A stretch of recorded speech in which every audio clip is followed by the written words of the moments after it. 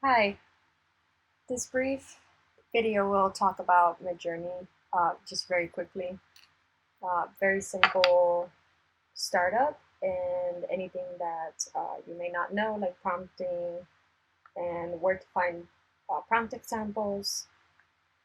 So in class, we've been working on imagery and referencing images as well through links. So when you start using Midjourney, you can start with /info, and after you start creating some images, it'll show you um, how many images you have and how many hours, especially if you're paying for it.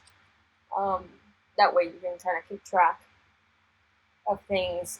Something else that I wanted to show you was /settings, and this is for in between images. Basically, if you want to do like something that is not always on, so remix mode is something that's not always on. So it basically lets you re-input the text prompt while doing variations. So I like having that on. Right now I'm in fast mode. You can change it depending on what you're paying for. So let's start with maybe one of the first prompts that I kind of wanted to work on.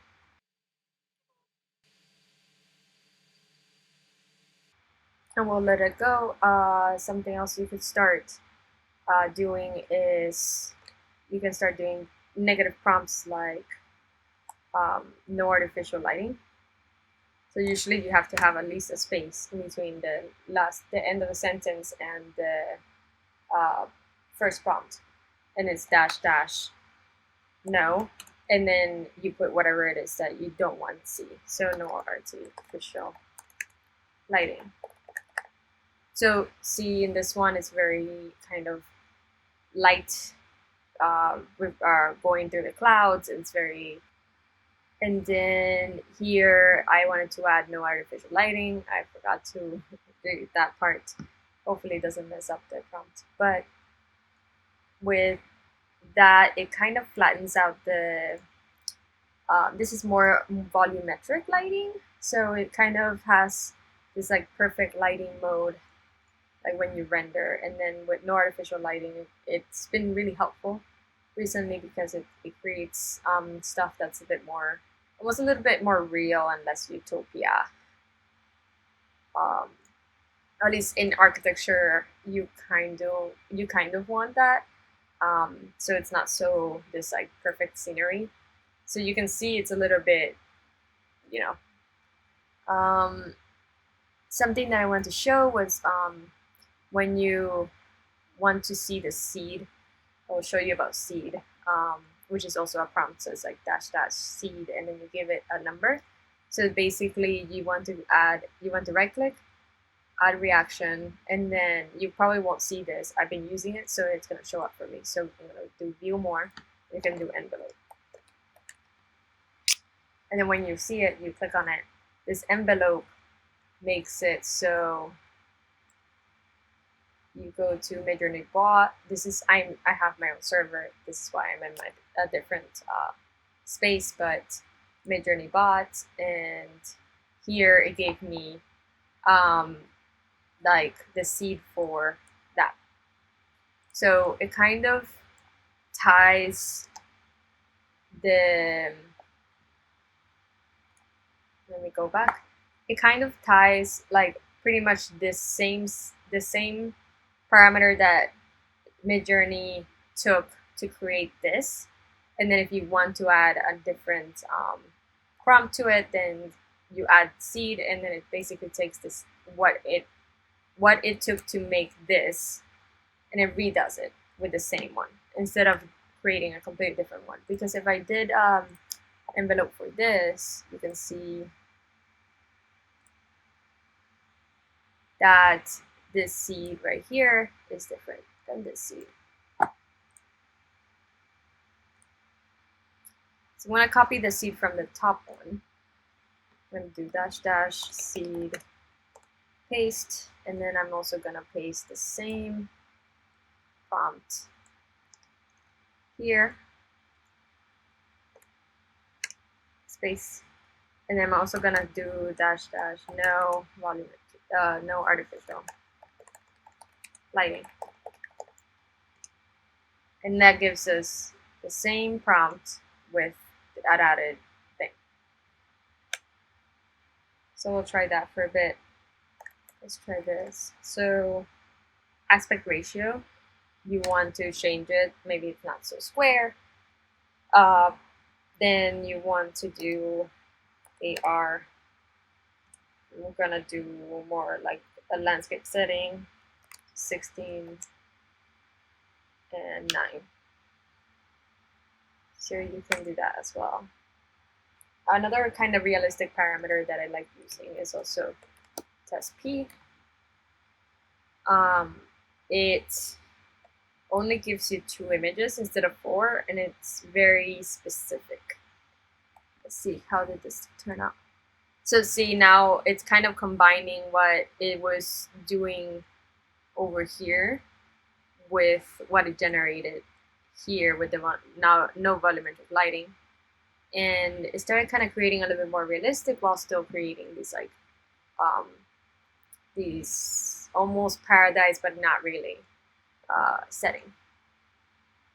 So this is just for the AR, so see, you can see it's a bit more landscape type images. This is how I'm kind of getting all the information. So basically, you can go to Midjourney user guide and just put it into Google, and you'll get this as the first link. And once you start with the quick start guide, you can see, like, you know, the first things that you learn how to do. If you already kind of know how to do that, then you want to go into something more advanced. So there's variations that it teaches you once you upscale something. So a variation of very subtle versus strong.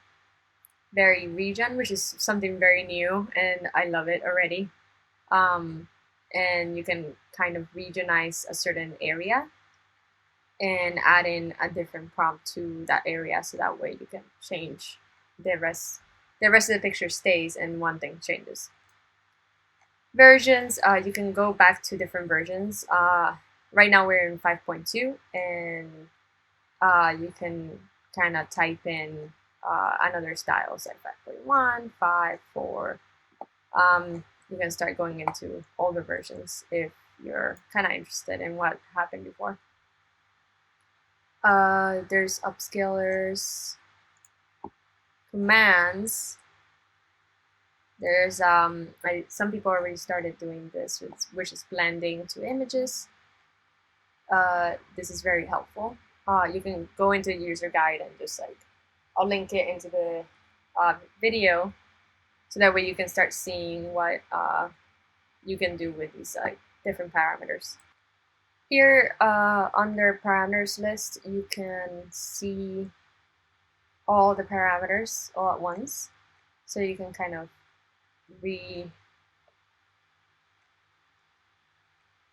remember whatever it is that you may have forgotten. And then some of them will show you the ranges, because I sometimes forget the range that something goes by. So IW before was from 0 to 5, now it's from 0 to 2. They changed it in the current version, so didn't really realize that until I started reading this. So I think that's it. I will post a link for this. There's more parameters here. Oh yeah, right. I didn't go through chaos and stuff. So here you'll see these parameters and the advanced prompts that you can kind of take a look at. So image prompts, it kind of breaks it down for you here, which is really nice. And gives you, like, you can do statue plus flowers, and then add in the 2 URLs, and it'll start kind of adding it together. There's the image weight right here, so 0 to 2, and it shows you what that means. So here's the image prompt, and then Here's a birthday cake with 0.5 versus with 2. It's closer to the image. Then there's remix and stuff. There's weird. This is new. So here you can kind of review what I just mentioned before that I went through really quickly, like parameter no, or in seed parameter, how to get it. This is how it shows you how to get it with the envelope. So if you forget, it's there. And then chaos is basically it lets the AI, it influences the AI past your prompt. So do you want the AI to be closer to your prompt, or do you want the AI to reinterpret it? So here, Value will produce initial image grids that are more varied and unexpected each time a job is run. So this is extremely high.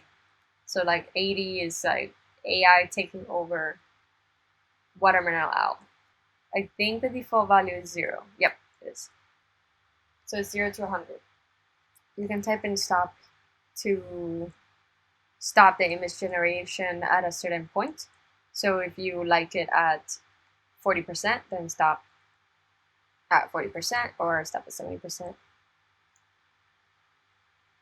You can tile. So this is great for pattern making. We've already talked about version, video, creates a short movie of how it's created, and then weird. All right, so that is it, and you can explore it on your own.